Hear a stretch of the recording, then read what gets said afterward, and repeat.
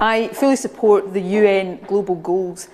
Each and every one of them is really important, but for me, this one, reduced inequalities, is particularly important, because giving everybody the best chance in life is so important wherever in the world you live. The First Minister will have seen a new report from the David Hume Institute, which recommends that the Scottish Government should be given greater powers over immigration, irrespective of the outcome of Brexit. Does the First Minister agree that the UK Government should heed the advice of this report and urgently devolve powers over immigration to this Parliament so that we can tailor an immigration system which meets Scotland's needs and aspirations? First Minister. Yes, I agree with that, and I welcome the report from the David Hume Institute. I actually hope this is one issue, maybe one of the only issues, where we can have unanimous support across this chamber. I think many in this chamber, I hope everybody in this chamber, understands that one size does not fit all when it comes to immigration, that Scotland has particular demographic challenges and demographic needs which make it essential that we have the ability to tailor an immigration policy that suits our needs. So I would hope that we can see all parties come behind that call, and I would hope that the UK Government will listen to that and devolve immigration powers to this Parliament as quickly as possible.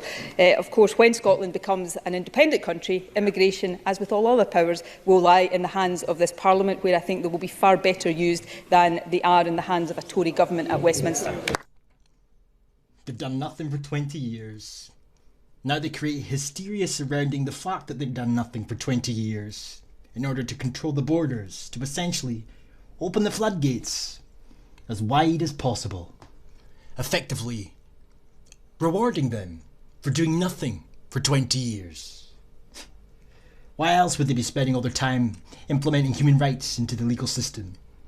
Why else would they be spending all of their time updating all the necessary legislation and policy proposals, doing thy bidding for the UN, of course? Safe to assume that that woman shot herself in the foot just a tad while speaking there about obtaining devolved immigration powers regardless of the outcome of Brexit now, as it was the scenario of Brexit occurring, consequently ending freedom of movement, apparently, which of course created the initial discussions around devolved immigration powers, or that was the excuse they were using anyway.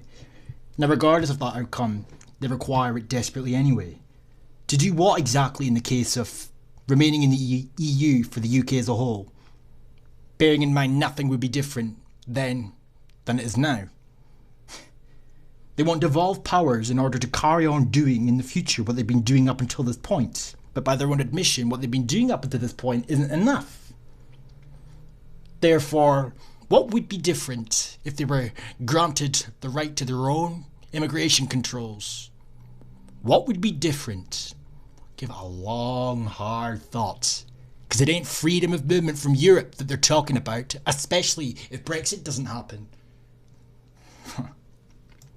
There's always method in the madness, it seems. There's always ulterior motives behind the policies.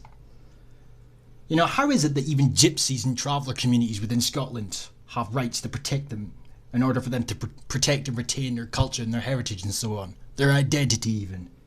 And the same for migrant communities and refugees under the New Scots programme. One of many to come, I presume. They get to come over here and learn about their culture and their heritage, of course, allowing them to retain some sense of identity to where they come from originally, while our society adapts and modernises to accommodate them. Why are Indigenous groups worldwide protected under all these international laws, allowing them the right to not only preserve their homeland, but the ability to protect and retain their identity, their heritage and so on? Yet we're not afforded the same rights here in Scotland. These policy proposals will inevitably see Scottish people, native Scots, become a minority in the future, with no efforts to reverse these trends. So effectively they are planning for a future without us. You know, the UN's definition of Indigenous is groups of people who have survived colonialism, which has placed any and all white Europeans, by that logic, and or descendants of, as the inherent evil of the past. And when you take the climate change bullshit, we're also the evil of the present. So it explains why native Scots are not granted the same protections and rights that Indigenous communities find themselves having. And that's despite the fact that we really are. If you're Scottish, you are a native Scot. You are Indigenous to this land. As the dictionary that I've got in front of me quite clearly says, Indigenous being defined, and I'll quote word for word, born or growing naturally in a region or country. Native. So when Sturgeon says anybody can be Scottish, somebody who has been here for all of 5 minutes is just as Scottish as a native. It brings about applause, appeals to the left-wingers, and just comes across as the same generic, pandering, lefty bullshit that we've come to expect. And we never give it much more thought. But it takes a moment of closer inspection to see that it's implying that we have no claim to this land. There's nothing to protect our rights, to protect ourselves, preserve our culture, heritage and so on. And that goes for anybody from any Western nation out there, whether it's Sweden, Germany, France, England. It's the same agenda everywhere. And despite us already being a global demographic minority, there isn't even anything out there to prevent our extinction, let alone a right to claim our own homeland as our own, and a right to preserve our identity and our culture. There are more of us, but we're getting older. Within the next 2 decades, Scotland's pension-age population is expected to grow by more than 250,000, but the working-age population will increase by less than 40,000. And the gap between the numbers of workers and pensioners in rural areas like the south of Scotland is expected to be even greater. Today, a think tank warned those stark statistics mean Scotland needs to attract more workers from outside the country, or our economy could be severely affected. The report was published by the David Hume Institute, and earlier when I spoke to the Institute's director, Jane Frances Kelly, I started by asking about the background to Scotland's demographic challenge. We found that 15-20 years ago in Scotland we had a really strong sense that the declining population was a challenge, and Jack McConnell, First Minister at the time, called it Scotland's biggest challenge. But since then there's been a lot of people have come from EU countries, very welcome to live and work here. But that's now reversing, and so our underlying demographic trends, whereby we have one of the lowest birth rates in the developed world and a really ageing population, are becoming a real problem again. What should Scotland do about that?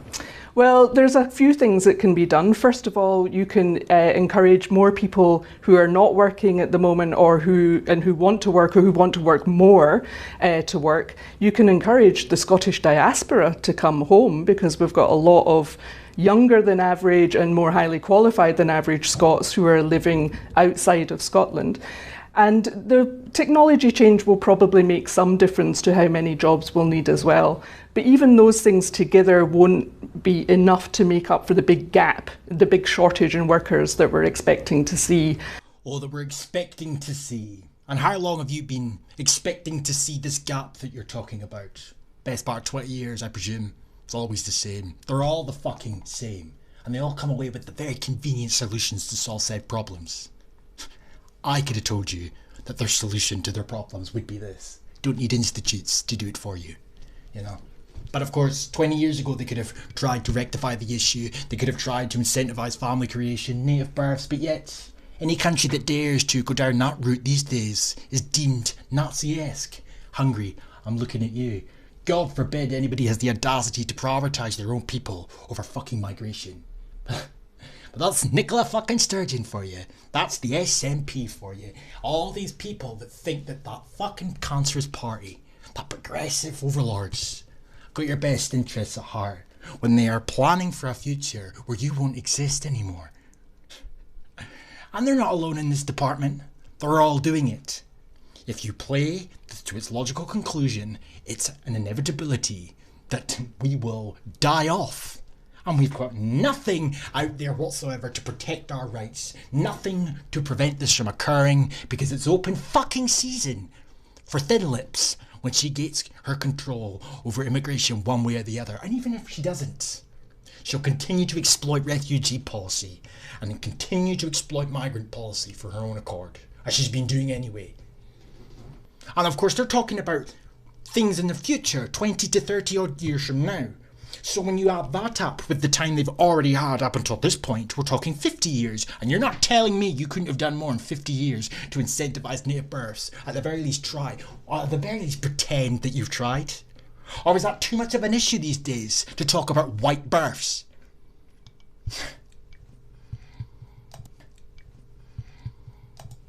And so we need to take a look at immigration as a priority. Of course you do. And it just so happens that there's a ripe, young, diverse workforce.